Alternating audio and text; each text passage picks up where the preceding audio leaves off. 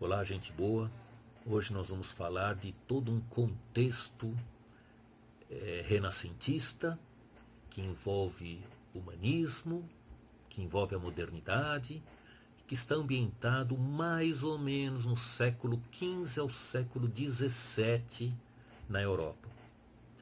Para começar, dê uma olhada nesse trecho do filme 1492, Uma Conquista do Paraíso, sobre a história do Colombo. Dá uma olhada. Eu vejo torres, vejo palácios, vejo campanários, vejo civilização. E vejo pináculos que atingem o céu.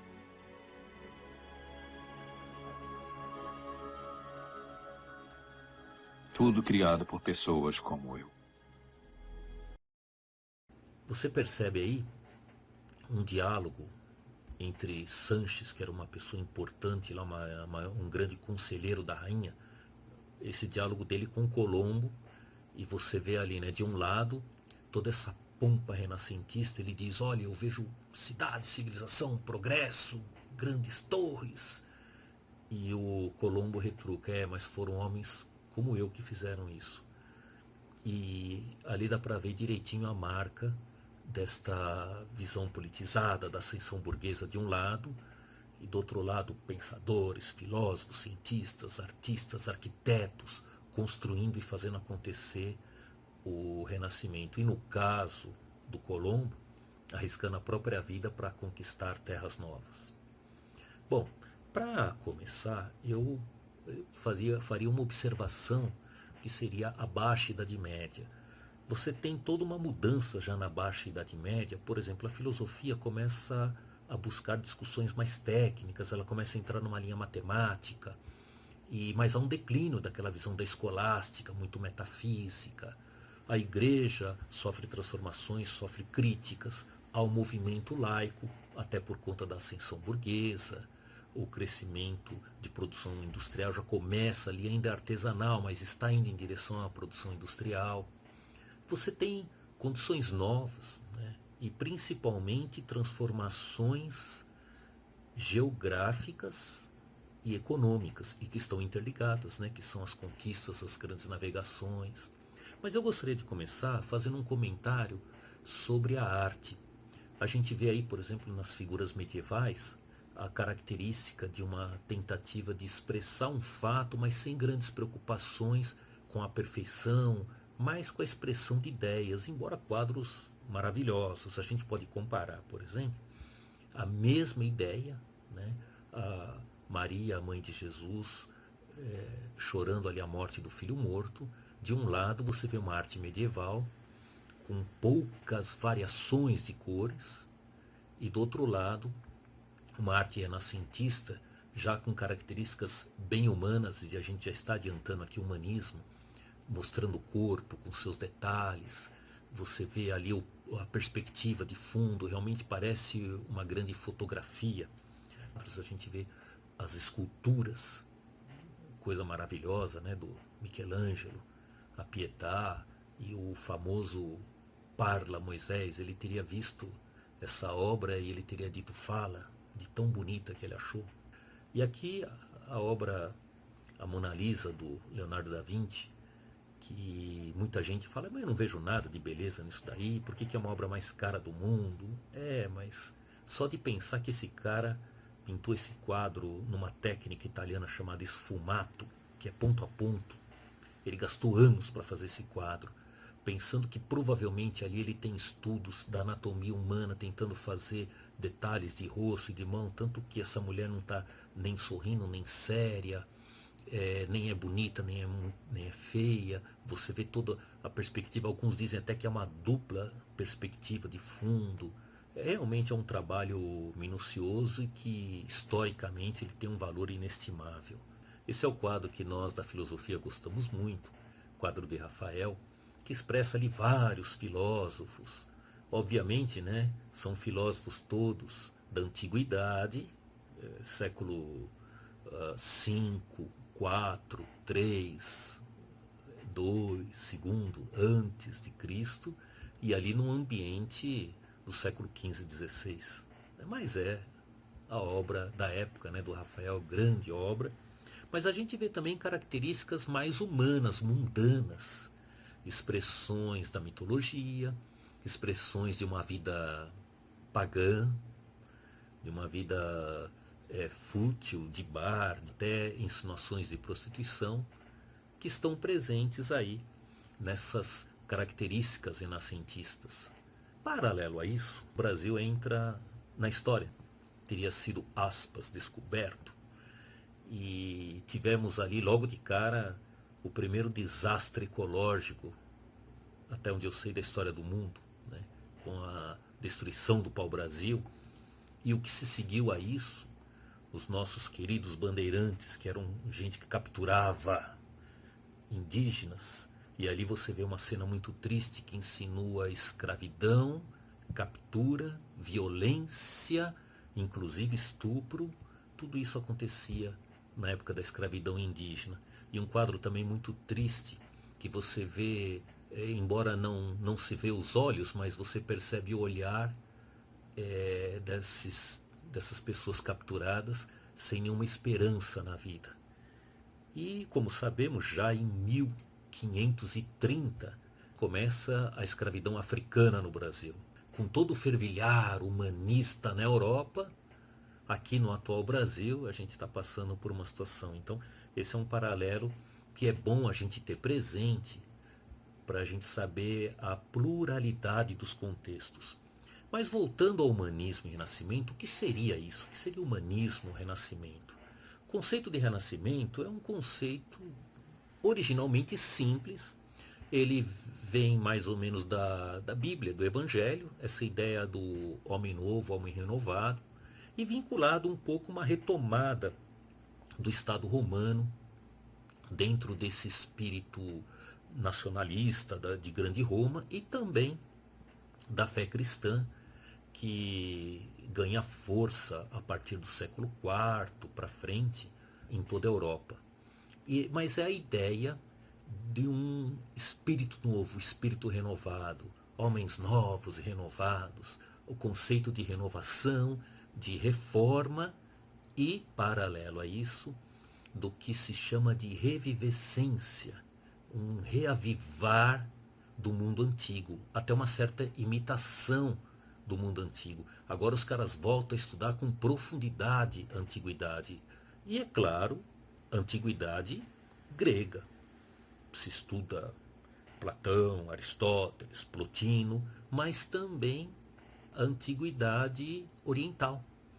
E outro aspecto fundamental do Renascimento, ou pelo menos do período, é que, ligado a esta visão um pouco mais matemática, uma filosofia que vai pegando um pouco mais de lógica, um renascer da ciência também, sobre o qual vamos falar um pouquinho adiante.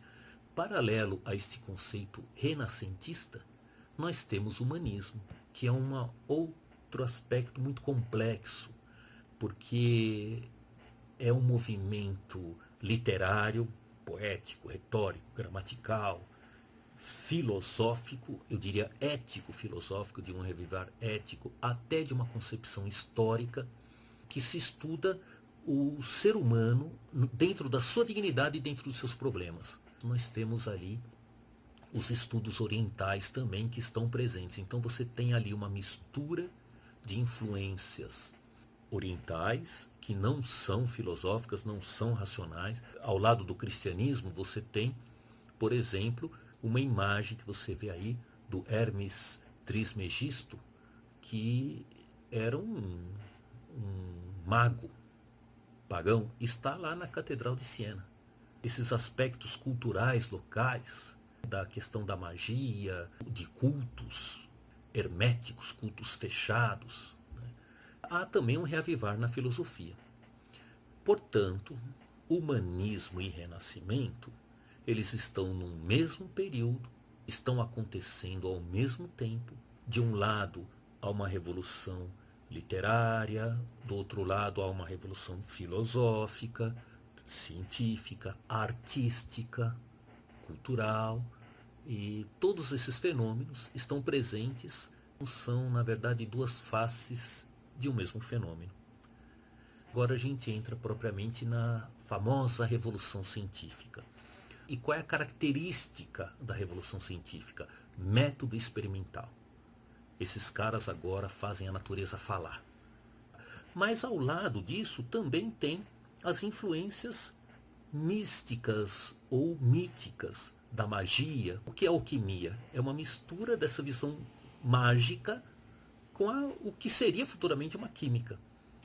Outra característica é a visão quantitativa, que toda a metafísica aristotélico-tomista se falava em predicados, em qualidades, em categorias dos seres, eram grandes explicações. Agora você vai tendo uma tendência de quantificar.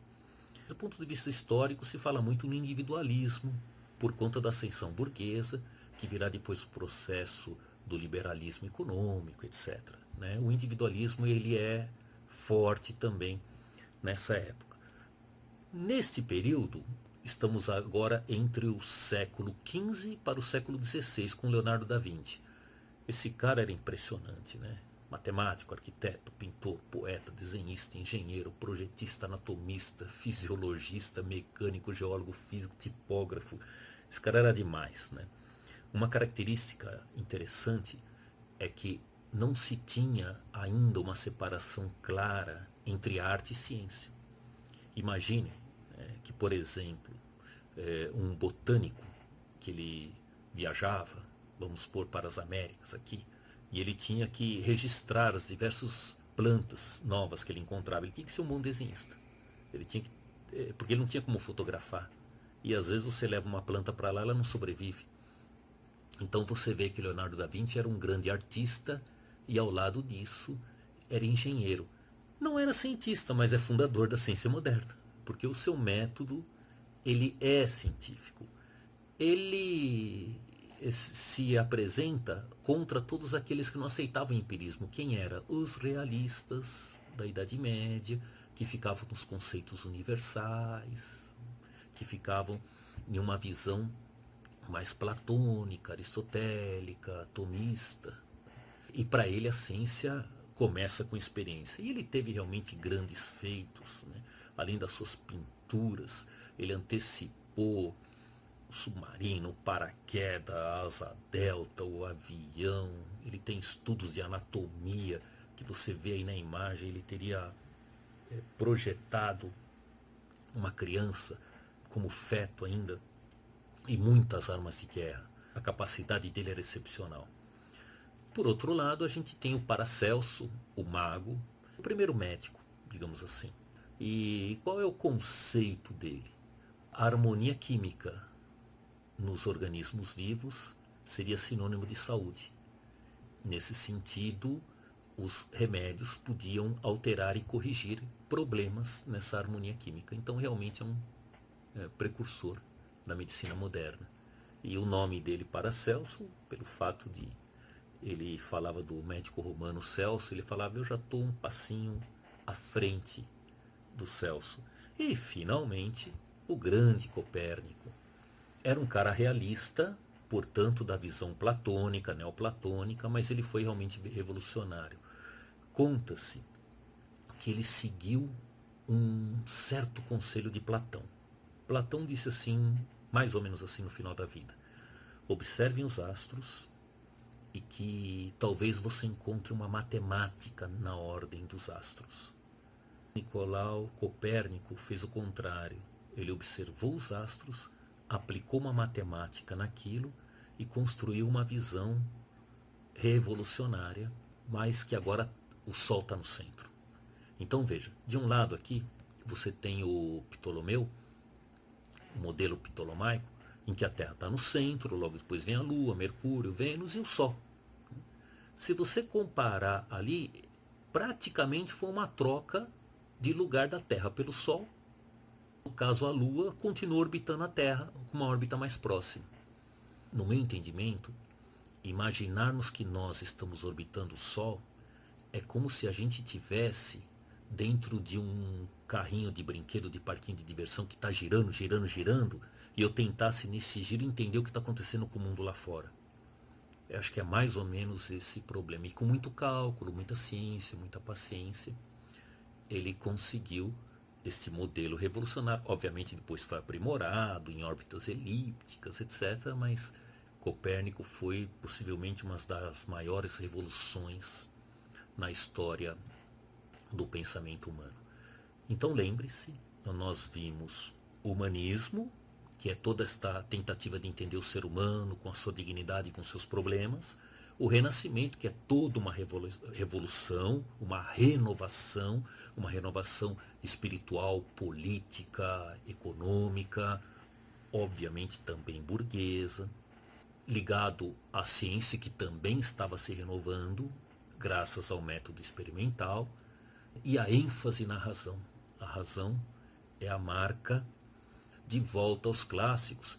E caso você faça a pergunta, mas como volta aos clássicos? Tomás de Aquino seguia Aristóteles, Agostinho seguia Platão. Bom, primeiro que, como já vimos, Agostinho, ele pegou os textos de Plotino, que era uma interpretação de Platão. Tomás de Aquino pegou os textos de Averroes, que era interpretação de Aristóteles. Eles não conheceram os autores na sua originalidade. Quando falamos em volta aos clássicos, eles estão traduzindo os textos antigos, seja dos gregos clássicos, seja dos magos e profetas orientais. Então, é isso. Espero que a gente tenha tido uma ideia e agora a gente consegue entender o contexto renascentista dentro do qual surgirão novos filósofos que veremos adiante. Um abraço. Tchau.